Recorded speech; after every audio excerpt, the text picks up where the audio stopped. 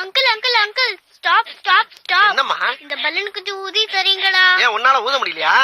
தம்மு பத்தல அங்கிள். அப்படியா? ஊதி தர்றேன். போதுமா? இன்னும் பெருசா. போதுமா? இன்னும் பெருசா. இன்னும் பெருசா. இதுக்கு மேல ஊத உடைஞ்சிடாது.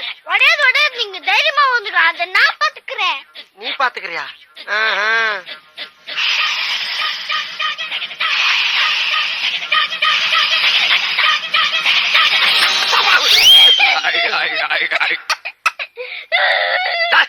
நான் முதல்ல சொன்னல பெருசா ஊதா உடைஞ்சிரும்னு. நீ தானே அம்மா ஊத சொன்ன.